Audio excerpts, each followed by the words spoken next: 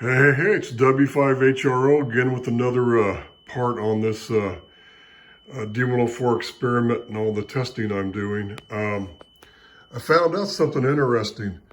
This is my D104 with the buffer and the base, and this was the head I have on it.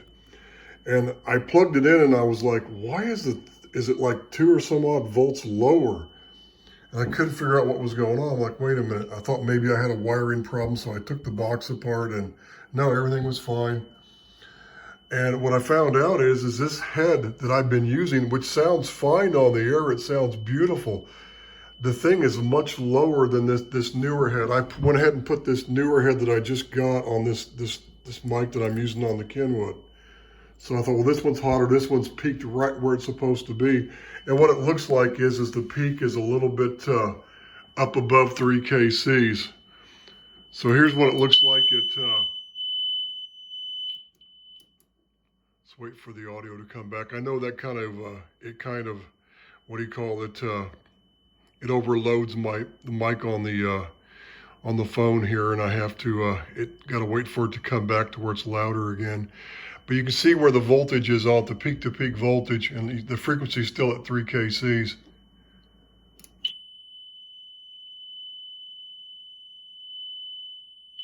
It's just a little over 2 volts. It's 2 volts lower than the other head.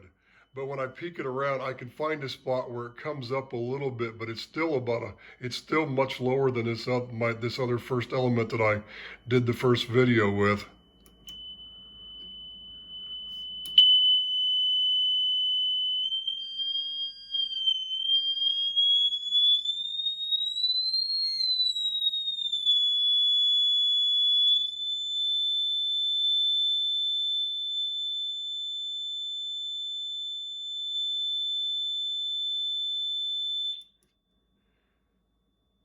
See, I can get it just up a little over 3 volts if I raise the frequency like to about 3.5 kc. This head shifted a little bit, and that's what happens due to age and everything, depending on what environmental conditions they were stored in. This is one from probably the late 70s, early 80s, I think. So it's shifted a little bit, and this new one's right where it's supposed to be, so I'm going to use this one instead. This is kind of why I was testing all these mics. I want to see where all the mics are at, and I'm going to document it so I know what I'm using when I'm using one, you know. I know where everything's going to be, if that makes any sense. So let me stop this video, and I'm going to do something else here, and I'll reattach the next video to this one. Okay, I'm back. One thing I've noticed on all these D104 heads I've tested so far is there's a low spot right around a kilohertz. And this is just the elements, you know, on the 10 meg load. And let me show you what I'm talking about here.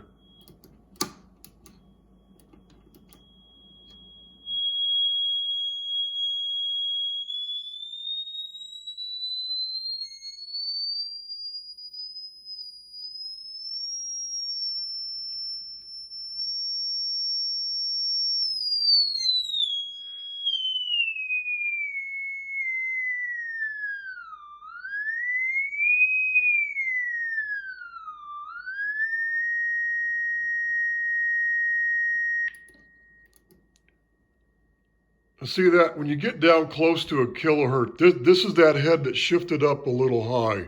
This is the one that shifted up a little high. That's why it's above a kilohertz. The other one does it at a kilohertz. But there's a null, not a null, but there's a dip in these elements right around 1 kc. I wonder if anybody ever knew that before. The level goes down around when you get close to 1 kilohertz, which is surprising. And then they peak up really high at 3 kcs. And you saw I went up above 5 kc and it just about cratered out and it went away. So that's the response on these mics. But I went up high first to see what it would do, then I went down low. But I've noticed that, and when I hooked up my buffered mic to the box and went to the 600 ohm load, I saw that same null, and I went, wait a minute. So I, put this head back on, and sure enough, it's doing the same thing. It's not my setup. There's a low spot in these D104s that I don't think anybody ever knew about. I could test a few more heads, but I think they're all pretty much going to do the same thing. But I can verify that. But let me show you now. Let me put the buffered mic on, and then I'll restart the video again.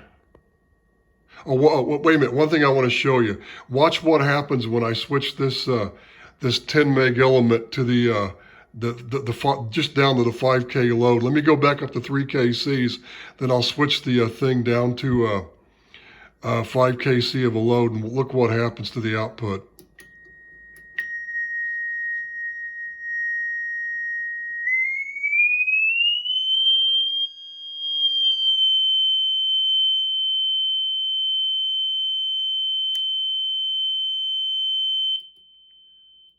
See? See what it did? I peaked it up when I went down to the 5K load, and it just kills the output. That's why you have to have a buffer circuit on these microphones to make them work on the modern radios. Even 5KC kills them.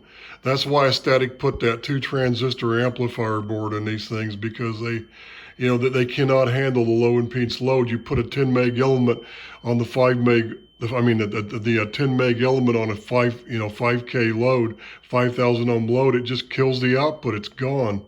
So that's why they added that little 2-transistor board. That was the #1 reason, because you had to. They wouldn't work on low impedance radios.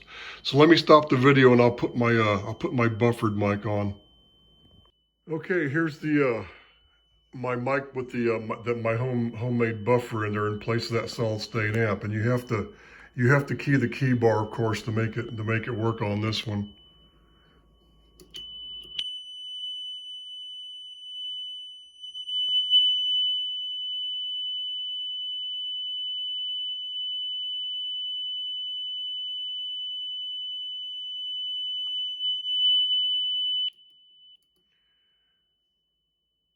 See, that was just under 3 volts at 3 kilohertz. Is that where it was, about 3 kilohertz? I have to look again, but I think that was 3 kilohertz, and that's on the 600 ohm load position. Now you see it'll work. Now, but you'll see that same null about one kilohertz that I saw on just the heads by themselves.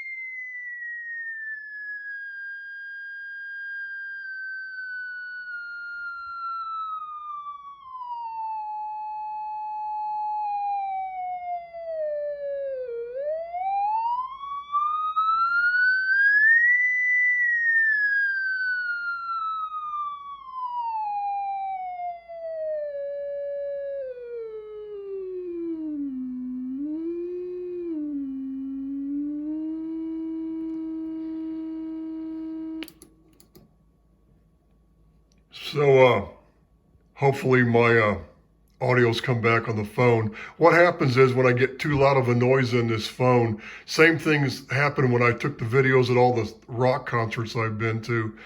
People probably remember I saw the Stones several times here in recent years, and it would just overload the mic amp in this iPhone, and it would kind of like, well, okay. And then after the sound goes away, it takes a while for the audio to come back up loud again. But you can see I have response all the way down like 300 hertz. Look at it.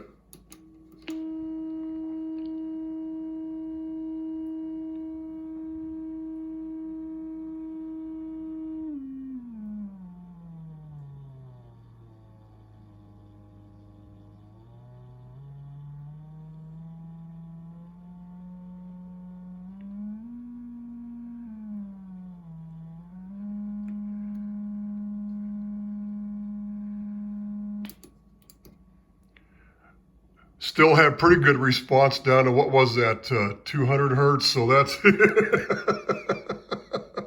that's with the 600 ohm loads. So see, the buffer circuit, you have to have it with the modern radios. There's no way around it. It works great. I'm just surprised that I'm seeing that dip on these heads around 1 kilohertz. I don't see how it could be my test setup. It's just, just a plain D-104 heads with nothing, just right into the box does it. So But you can see what happens when I switch to even the 5K load on my test box, what happens to the heads on these things. It just kills the output. So that's why you have to have the buffer. Now you could use the 2-transistor amplifier board and it would probably work with the 5K load. I know it will, because the output on those are 5K, which I'm gonna probably do another video when I hook up one of the amplified mics to this thing here next. May not be today. It's probably gonna be maybe next weekend. I'll do another video then, but unless I do it later today, I could. Just depends on how I feel. I'm getting kind of bored, so I'm going to stop this for a while. But you can see how these things work, but I'm surprised these things all have a low spot around a kilohertz. And that's not on that D-104 curves that even Astatic published. So I wonder if anybody ever knew that before. I'm sure they're all like that. It can't be my setup. I don't see how it could be. Because when I'm just testing the head, there's no components in series or in parallel to ground at all. You know, so that's kind of surprising.